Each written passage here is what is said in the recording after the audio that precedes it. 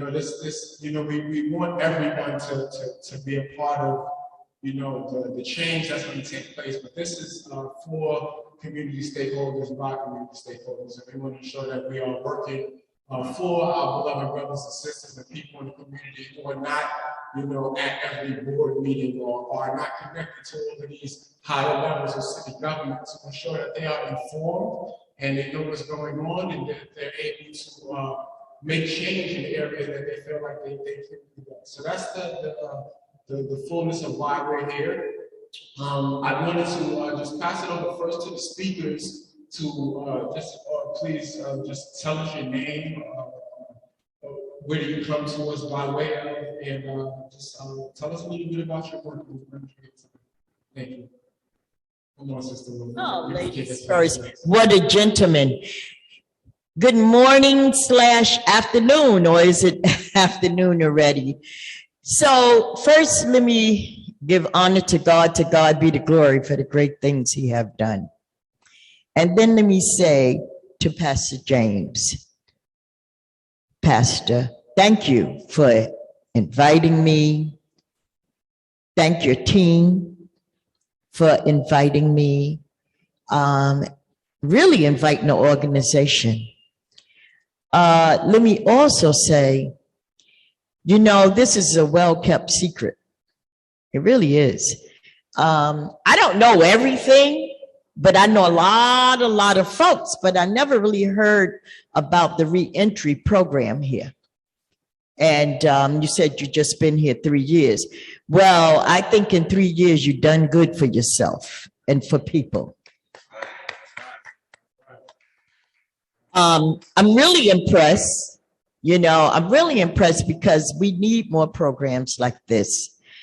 So let me go into, and I want to thank Marcus for recommending our organization. But let me say, I'm Jackie Rowe Adams, and my organization is Harlem Mothers Save, Stop Another Violent End. But because we have fathers that have joined us, now it's Mothers and Fathers Save, Stop Another Violent End. I'm a mother who's lost 2 kids to gun violence, and that's what made me start my organization. I started the organization 2006 because I was sick and tired of being sick and tired of all this shooting and killing and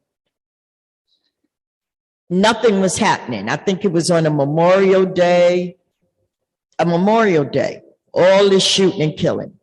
I got up one morning and said, enough is enough. Who is giving our kids these guns? And that just stayed with me.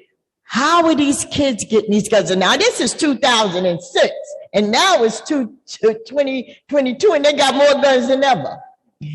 So that's how I started this organization. I called 5 moms. We went out, we talked to the elected officials. We start, saying, help, help. We got to stop putting the blame on everybody. We got to blame ourselves. Ourselves as a community, we need to be saving our own kids. Who's giving our kids these guns? That was the question. That was the question. Let's go out and call the question and find out. Well, we went to, at that time, he was the Assemblyman Keith Wright office, and we said, help, we need help. So just long story short, 5 mothers went there crying all over the carpet and said, we need help. Immediately, that was on a Tuesday. On a Friday, we were standing on the steps of City Hall. And to call a question, he called the 100 Black law enforcement.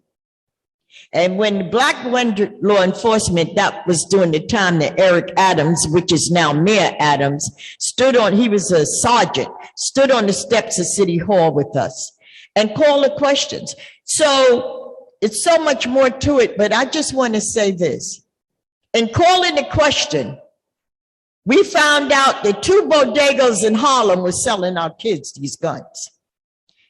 And a watermelon truck, I don't know who could remember that watermelon truck used to come from down south with good collard greens and good watermelon, but was selling these guns.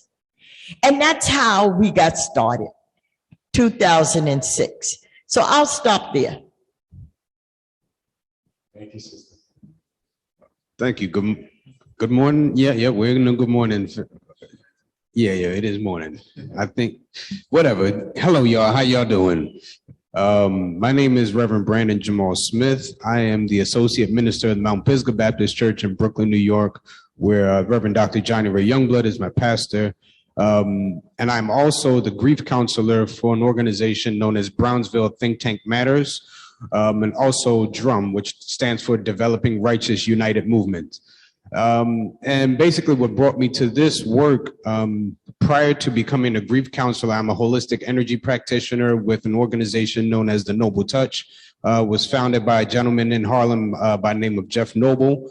And from within that organization, we learned about alternative health, not only physical health, but also mental health, emotional health, especially dealing with it from an Eastern perspective, dealing with energy.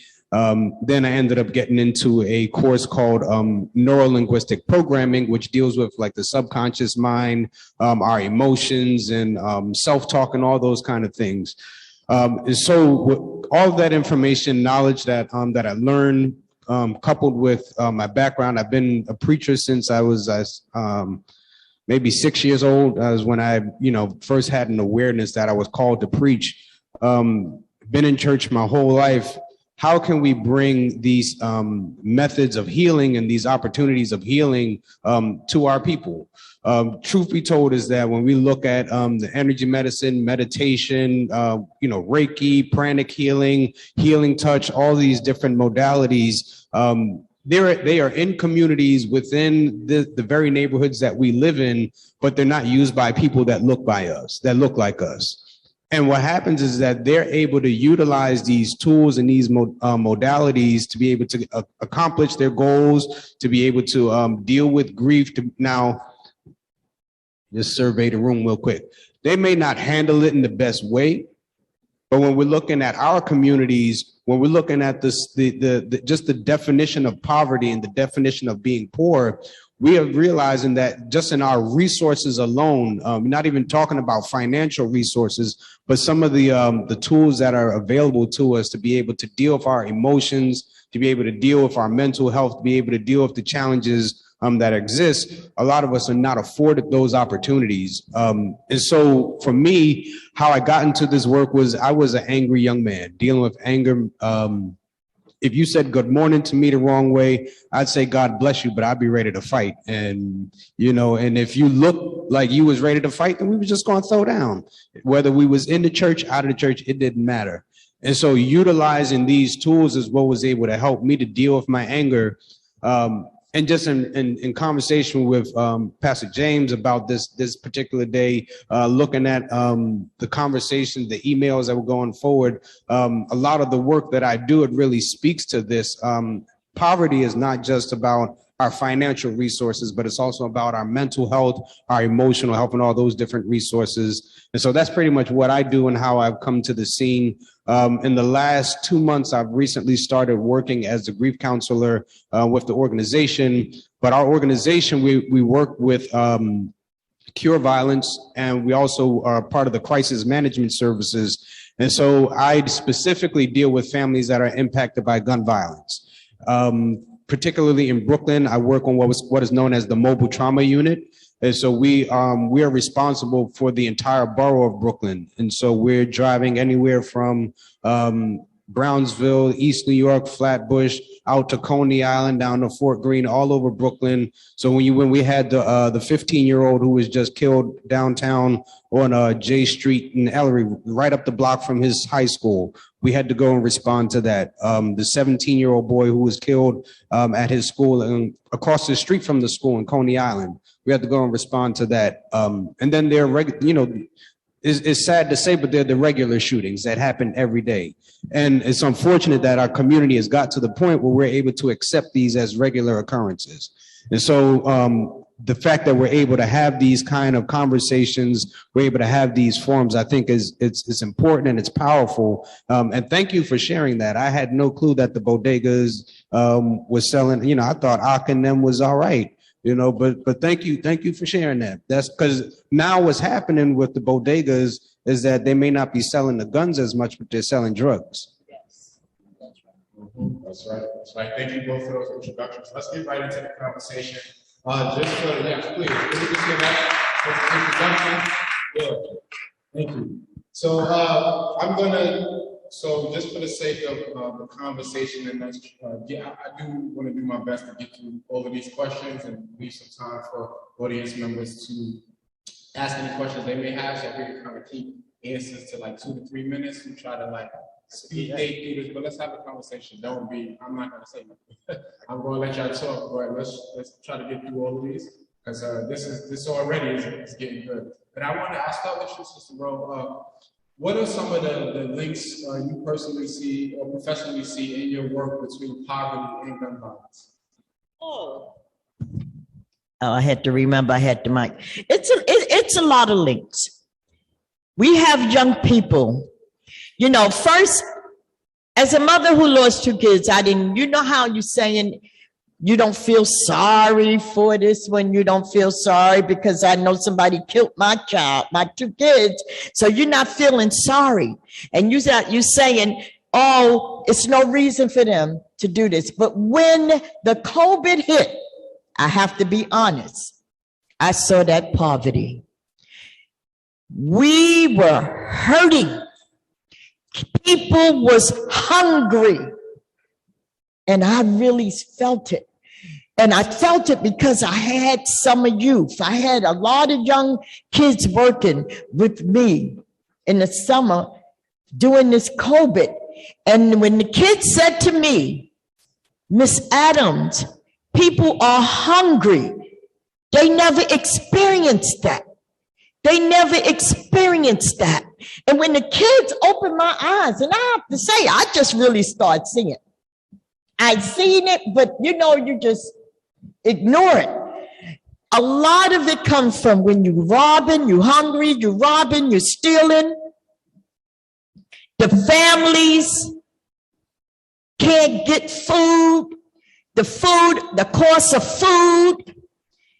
So one young man one day said to me, I said, why are y'all out here carrying guns?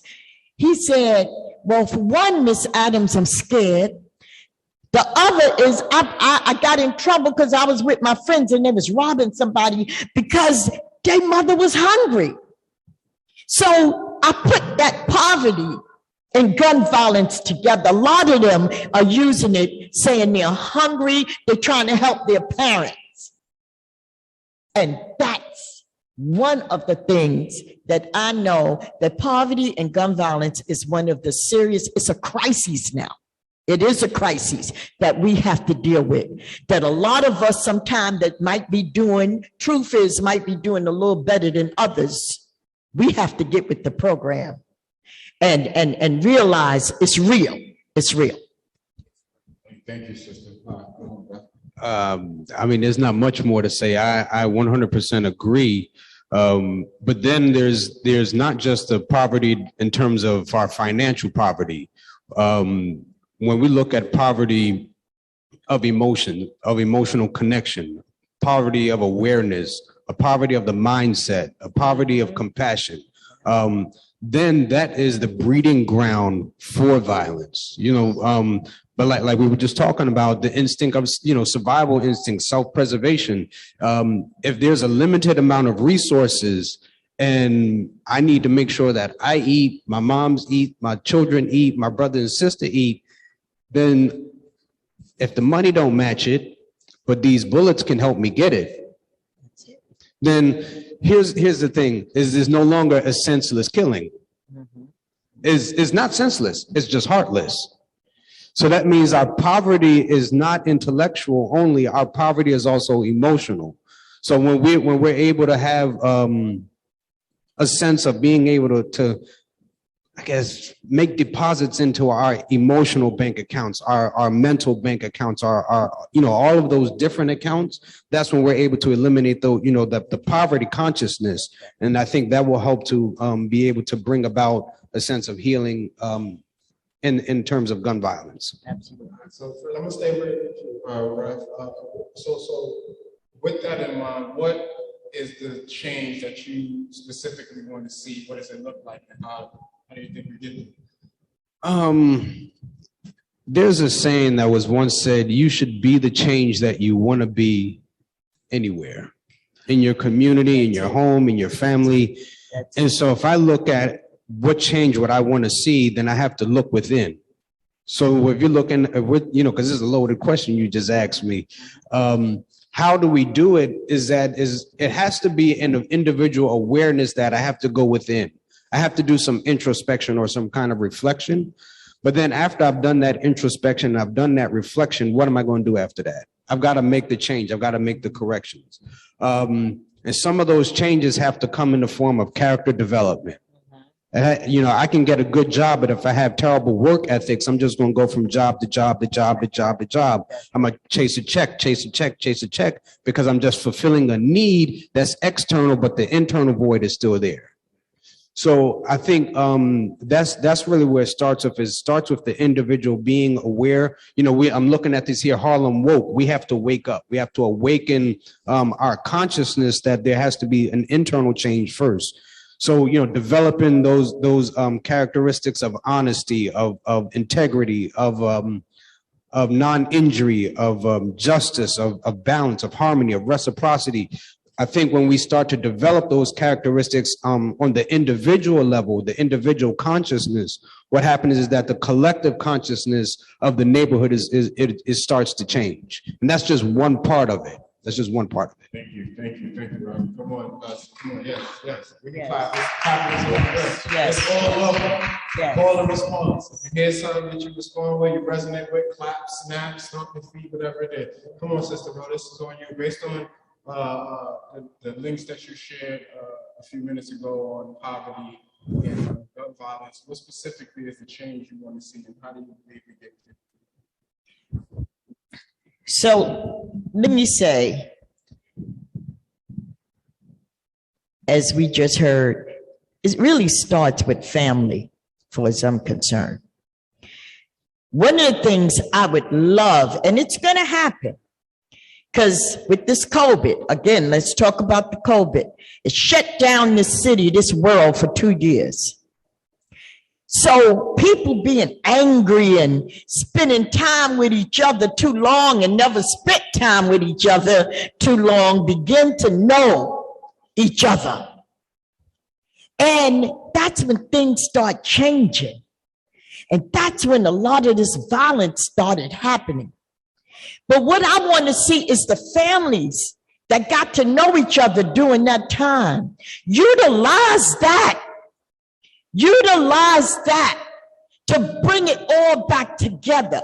And the families that found out that they hate each other, let's be real, and they start hurting and killing and going out there saying, oh, I knew that cousin. Oh, I know I didn't like my sister anyway, and I got to know her. We have to bring that back.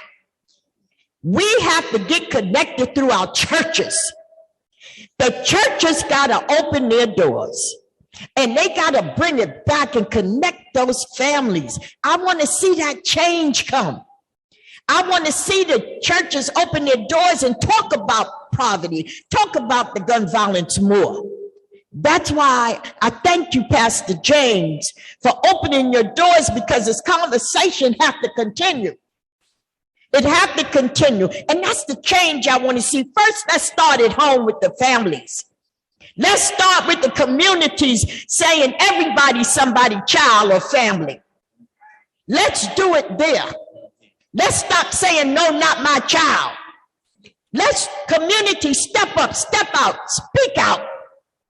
Take back your community. Take back your kids. That's the change I want to see. Right. If I can add one thing to that, as it relates to the whole family and community piece, there's something that is so important that's needed within the family structure. It's counseling. It's that coaching. Is that those resources. In the work I do, I'm dealing with a young lady, 16 years old, a myriad of issues.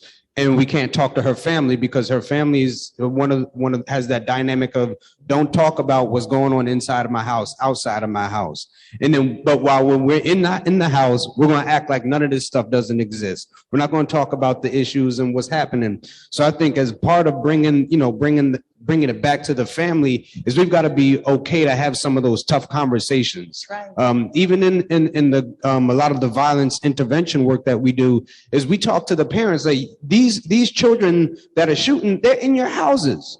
You can't tell me that you don't recognize when your child come in the house and change their clothes real quick, washing off their hands 10, 20 times, trying to get gunshot residue off their hands, getting rid of the clothes. You can't tell me that you don't see that stuff. So there does have the point where we've got to have some tough conversations. And I think that's important in that family dynamic. Man, thank you for saying that. Yeah, I think, Come on.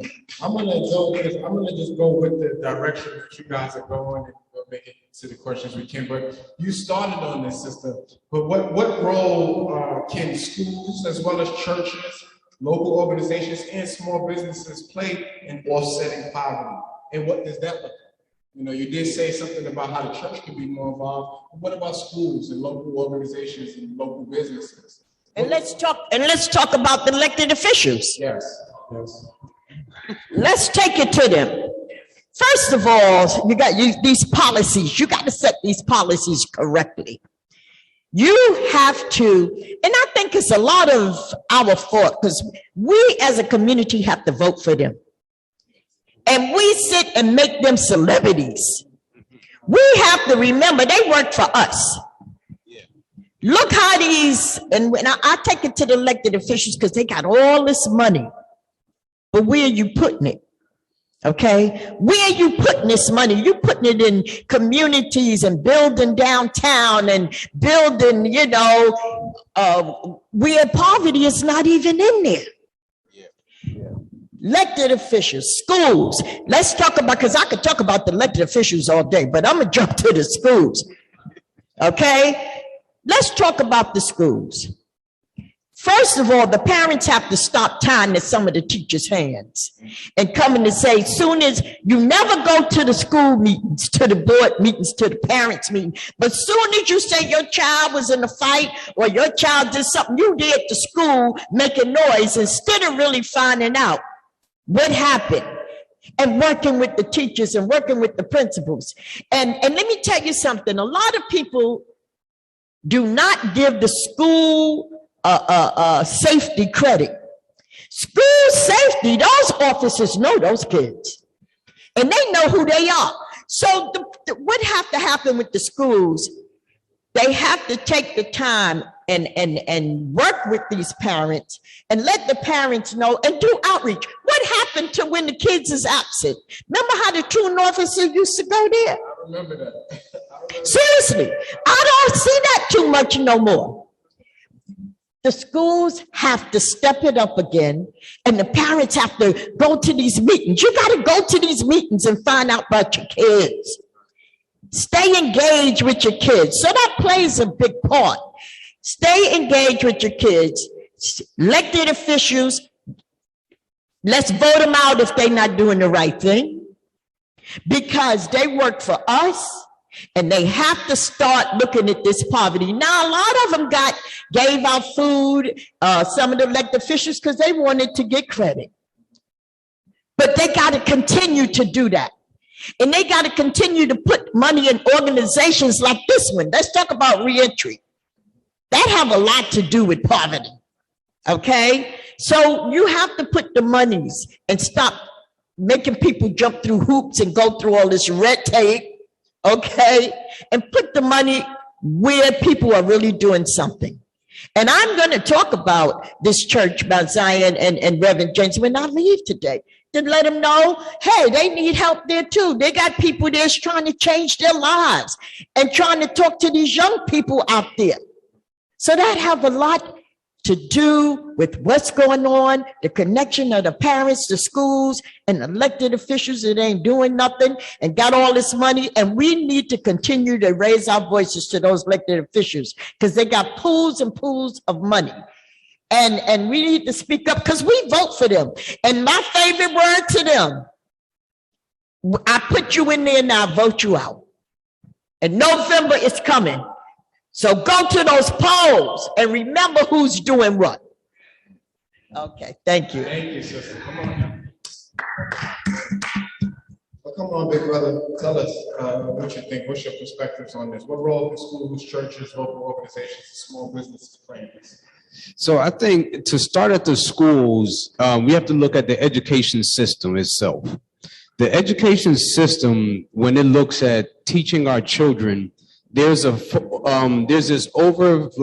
fixation on the intellectual learning. There's this fixation on making sure that you can recite information, you can memorize things, you can pass the test, but there's no emotional intelligence. There's no emotional learning. There's no teaching on what do I do when I'm feeling anxious? What do I do when I'm feeling angry? What do I do when I'm depressed? How do I manage grief? How do I survive in a home where my parents are divorced? Or how do I survive in a home where my parents are married, but they fight every night?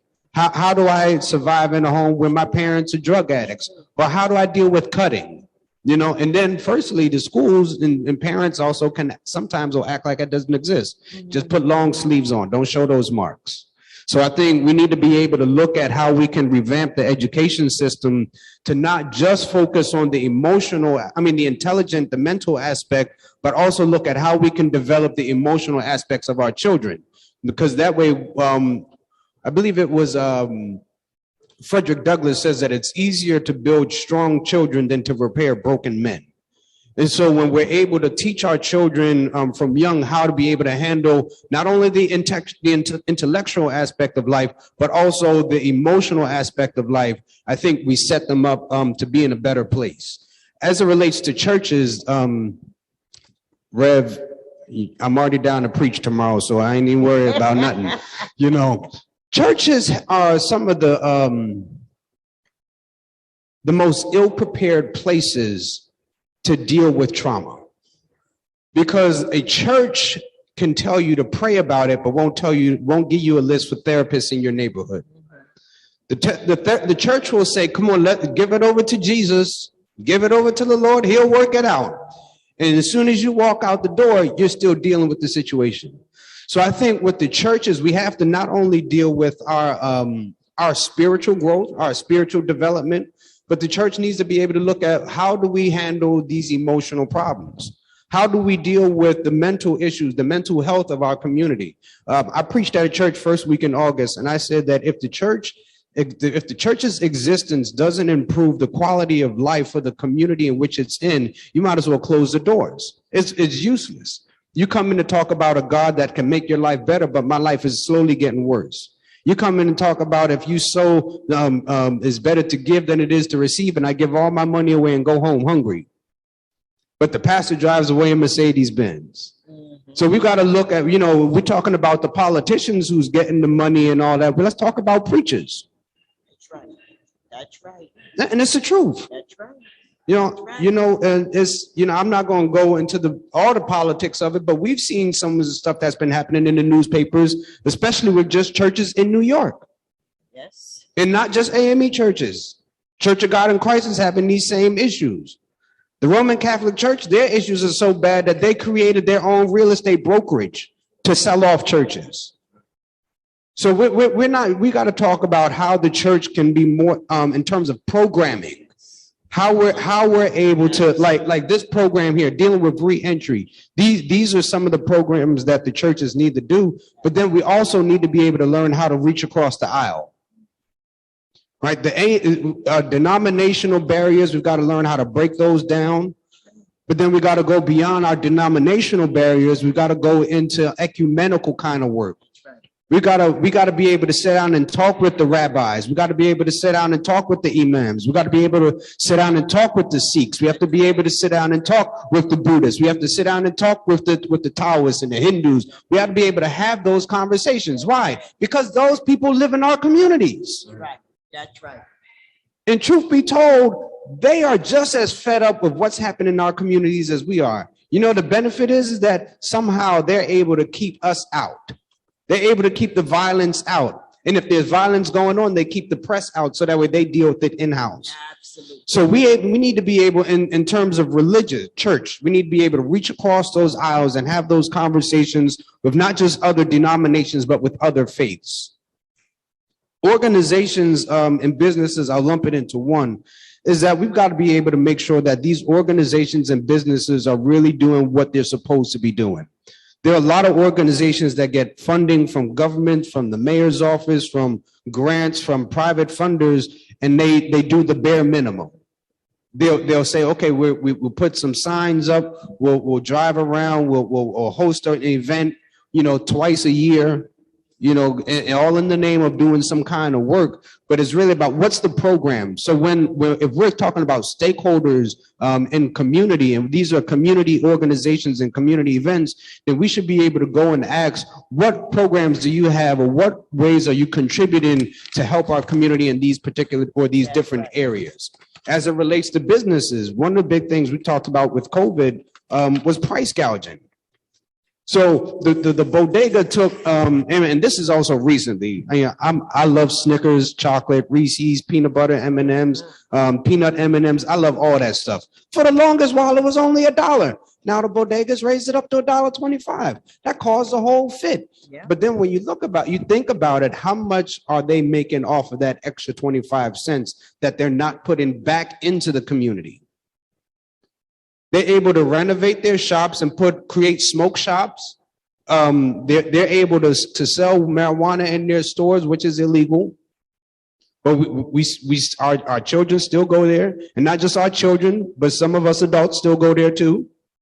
And not just some of us adults, but we go and get some for our parents and grandparents, if we want to tell the truth. So we need to look at what is going on with these organizations and these businesses, and how are they contributing back to the community? And if they're not contributing back to the community, shut them down.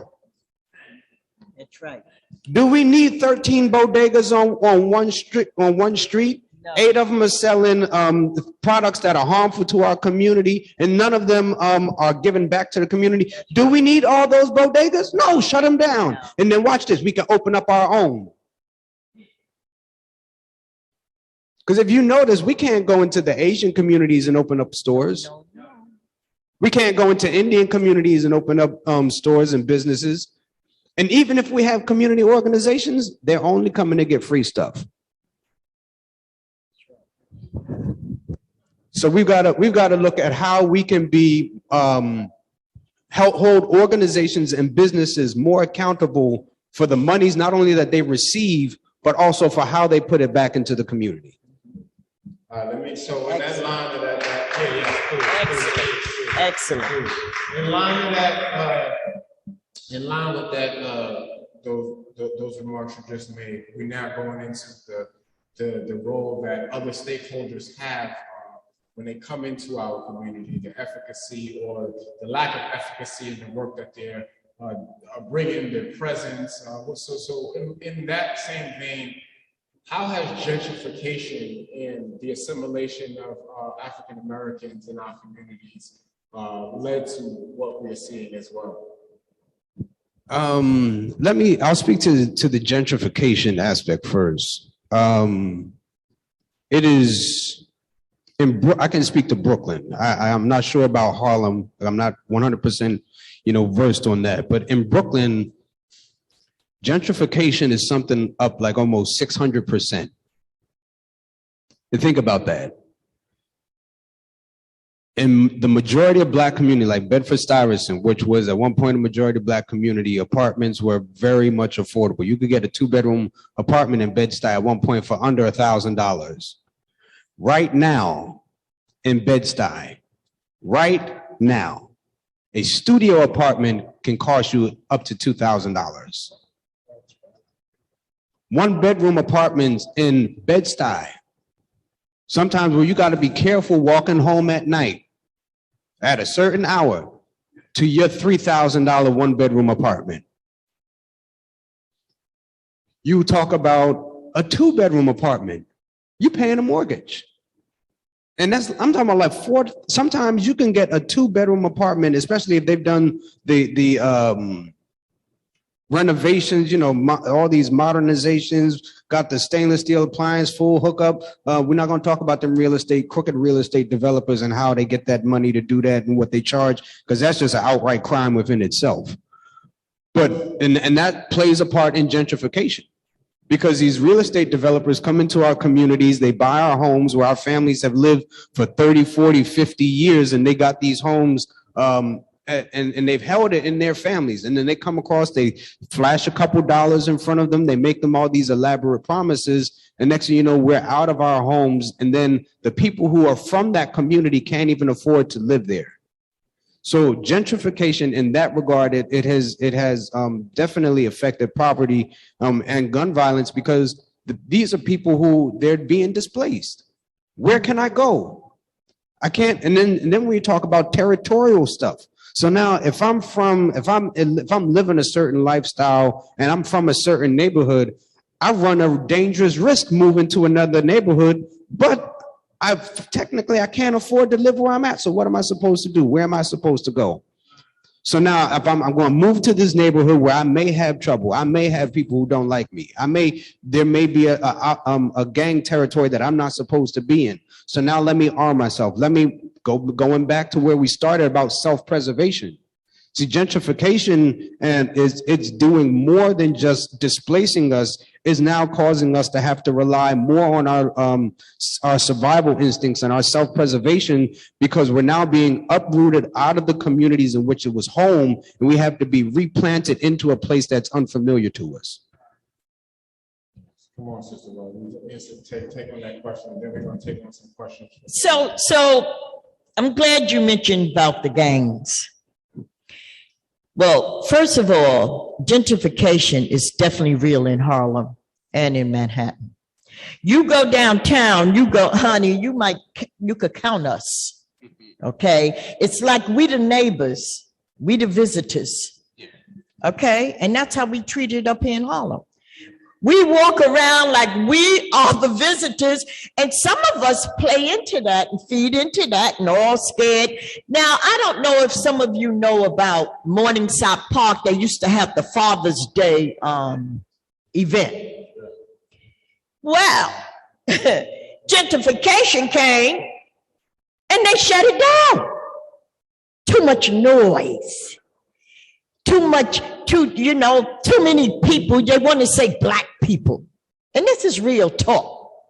They want to say black people. So now we don't have the Father's Day event. But then we ain't helped much, because we out there before weed. They thought they're smoking weed, drinking. The bottles is all out so people could see it, fighting. So we wasn't helping the cause. And if we, like when they came to me, because I just retired from New York City Parks Department, I used to run Morningside Park. I used to run Jackie Robinson Park. So when they came to me, I said, yeah, I heard all about it. And I'm very upset, because we could have done better. Why are we giving them ammunition when you know it's gentrification and you know how they feel about us? That's first of all. When you talk about gentrification, that's no excuse to rob and shoot and kill. That's a great excuse to strengthen yourself. And this is what I tell the young people. It's hard, but that's another good excuse to go to school, get that degree. Even if you don't want to go to college, take up a skill. See, all this strength is because everybody, all our black kids are not in jail or killing each other. So we have to get out there and support them against this gentrification and say, yes, you can. Yes, you can. But gentrification is real. I think I had closed my eyes years ago, and now I'm seeing when Trump got in there, it really went real. It really did. You saw it. So gentrification play a big part, but the solution for that is let's continue to have dialogue like this and pull it together and talk to our young people. And again, the churches could talk about it on the pulpit. Okay, so gentrification is us sticking together and working together and stop dividing each other, because gentrification, they stick together. Okay, and we got to stop making them think that we the visitors and they're the ones who was born and raised here. Okay, so it plays a big part. I could go on and on, but I know we don't have the time, but I'm telling you, I'm glad that issue came up, because they have taken over and they feel that they are entitled. They feel they're entitled. Yeah, you're entitled, but I'm entitled too. So we just all have to learn to work together too. You know, I don't discriminate, but sometimes I do. Let me be clear, because they make you go there. They make you go there. So we have to begin to look out for each other and stick more together and sing it and shout it about this is our community, and we gonna save our community. And I don't care who come in, it belonged to us and we gotta take it back.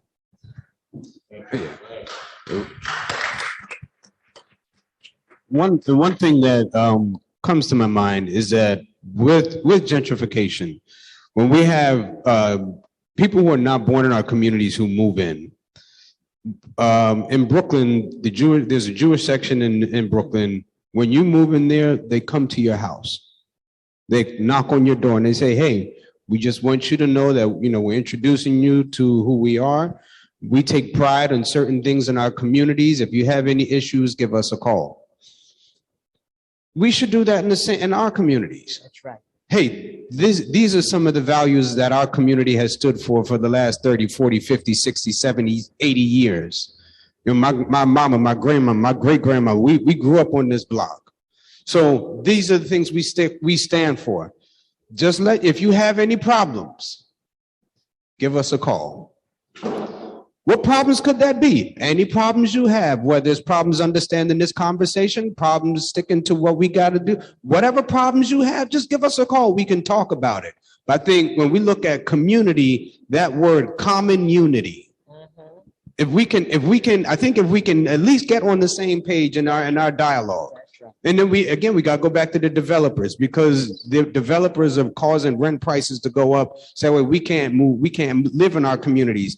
So with those who are moving in, we need to also have them to have those conversations with the developers.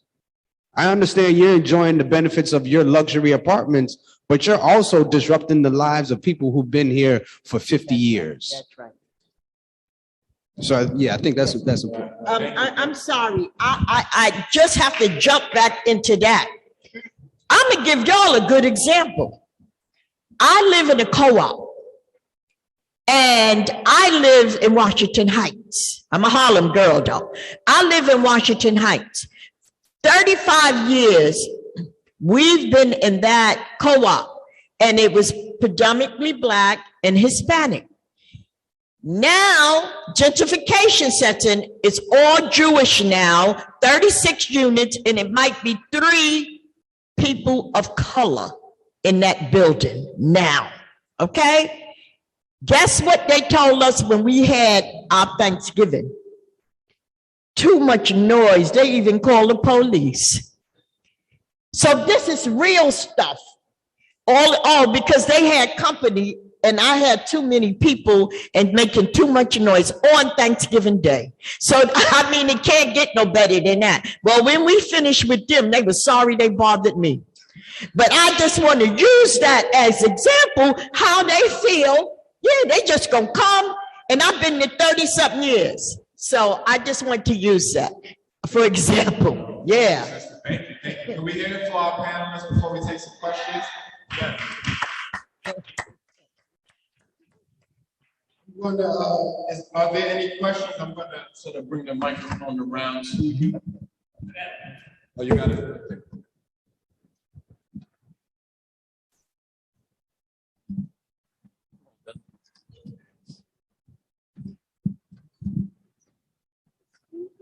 Speaking to the gun violence, right? We understand that poverty is one of the main issues, right?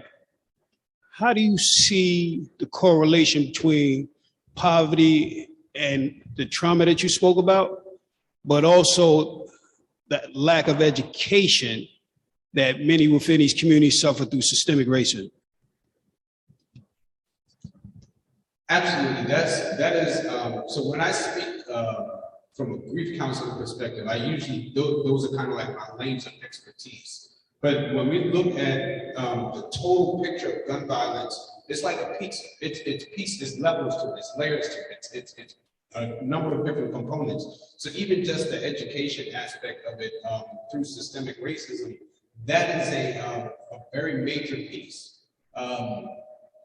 If the education system, and I talked a little bit about the education system, but if the education system is not designed to empower you, if the education system is designed to limit you, then now it's starting to affect your belief system. So now you believe that you're a limited individual. So then we also have to deal with this whole business of like the special education, when we're putting our children in learning disabled classes, we're medicating them, all these different things that we're doing in the education system. That plays a major role also in contributing to what I consider to be the breeding ground for violence. I taught in middle school for 2 years. There was a young boy who I had, and the psychologist told him, we have to medicate him. We have to medicate him. If we don't medicate him, he's going to be a problem. One day they didn't have his medication. At home, they didn't have the refills and all that. And I saw what they were talking about, but the boy didn't need to be medicated. He needed to be talked to. He needed to have someone to sit down and have a conversation with him and say, what's going on? And he told me flat out, Mr. Smith, in the 3rd grade, I gave up. I decided I'm gonna be a gangbanger by the time I'm in the 12th grade. I said, 12th grade? I said, man, you're in the 5th grade now. It's gonna take you that long? And he sat back and he thought about it. He said, man, you know what? You're right. The way that I'm going, I might be gangbanging by next year. And the school had nothing in place to intercept that young man. And so you may have 1 or 2 teachers who are aware of the things that may be going on in the community, but also you have teachers who are not from the communities. So it's layers to it as it relates to, and that even goes to policing. We have police in communities that are not from that community, and so there's a disconnect. So within the education system, if you have teachers who are not connected to the background of the students, who are not familiar and who can't relate to the students, then there's also going to be that disconnect. And if you're my teacher, you're supposed to be that person that cares, you're supposed to guide me, show me the right direction. If we're disconnected, we can't relate. And now I feel that everyone that's going to guide me and lead me and direct me, they're unrelated. So now I've got to figure out life on my own. It's like an onion. You start peeling back the layers, you start realizing that it's more than just that one surface issue. The education system, it now starts infiltrating into what the student believes about themselves.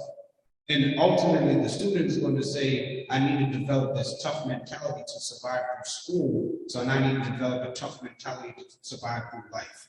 Because my teachers didn't care. My teachers didn't show that they cared. Maybe they didn't have the resources to be able to help me with the challenges that I needed. So I think it's a very complicated issue, but the education system does play a big part of it. So, I want to take one more question. I think we are running past on this conversation, and I know we have our next set of speakers, and I want to give folks time to run to the bathroom. So I'll take this last question, and then we can end. I don't really have a question. I do, but I wanted to just highlight what you guys have been saying, because I'm right here on 116th and Lenox Avenue, and I'm not picking on the gentrifiers, but when they came to my building, they wanted to move my bus stop from in front of my building to around the corner by Dunkin' Donuts. Then they had Malcolm Shabazz Mosque. The bell don't gong no more, too much noise. So when we move up to Mount Morris, where the brothers will be over there with the congas playing, That doesn't exist anymore. But more so, or moreover, we as blacks don't have a propensity toward violence than anyone else. We just caught up in a system that for whatever reason, we elect to go a certain way because we all know you can't ride the subway and step on someone's foot and don't apologize. They step on your foot and you have to apologize to them. And if you don't, you're going to get hurt. But one of the things that I wanted to highlight, and I don't know if anyone else has noticed it, and I'm certain they have, we have a lot of Asians that are bottle redeemers. We have a lot of Asians that are in the pantry lines, and they are like there forever, okay? As someone alluded to earlier, we can't go to their neighborhoods and do the same thing without a red flag coming up. And my last comment is on renovations, housing.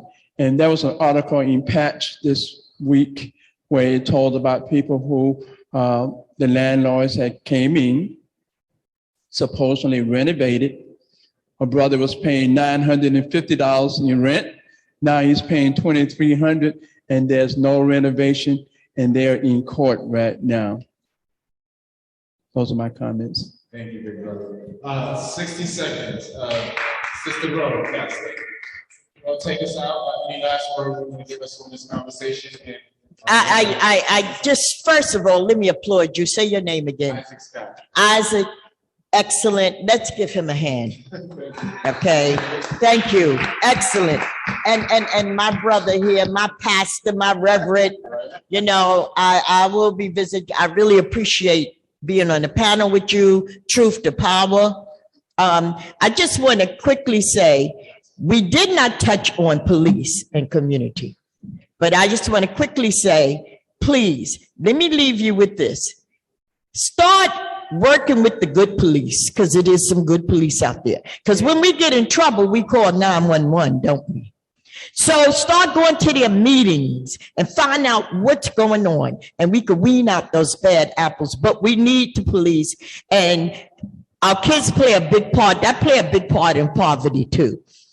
Can't be scared of them. Let's tell on them if they're doing wrong, but work with them. But I want to mention National Day of Remembrance for all murdered victims. It's on the 26th of September. All mothers and fathers, National Day of Remembrance, bring a balloon. If you had a loved one that you lost or anybody that you know you lost, come and raise a balloon and bring the pictures, and I'll leave some flyers. But on that day, on the 25th, is the day of National Day of Remembrance that was written into law for Congress, but we're going to do a walk right there on City. It started 12 on 112th Street and go to City Hall. But 306 West 128th Street, bring a picture of your loved one, a sign, and come honor them with a red balloon, and we'll release them at the end. So I'll leave flyers here with Pastor James. So I just wanted to say that this was great. Let's help with this poverty. Let's try to come back and stop some of this gun violence. Let's utilize the programs that Reverend James here. Let's just spread the word. And I thank you so, so very much, because we can do it. We could take back our kids. We could take back our community. We can do it. Yes, we can. Thank you. Good.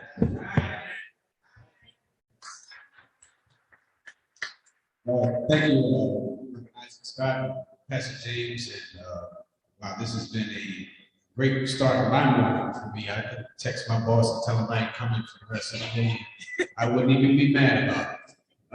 But one thing I would say in closing is that part of our organization is that we've decided to launch a community initiative. So every Tuesday evening, we do a community meditation from 7 to 8. I had flyers, and truth be told, I left them on my printer as I was walking out the door. But I'm going to email them to Reverend James, and then I'm going to put the shameless plug in. I'm preaching here tomorrow. So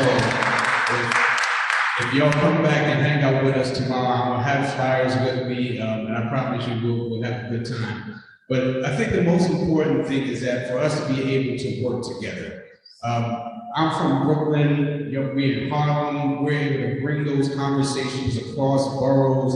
And I think that when we're able to do that, not only will our boroughs get better, but the city itself will get better. And then when the city gets better, what happens? The state gets better. And you all know, New York, we're some bosses. And so when the state gets better, what happens?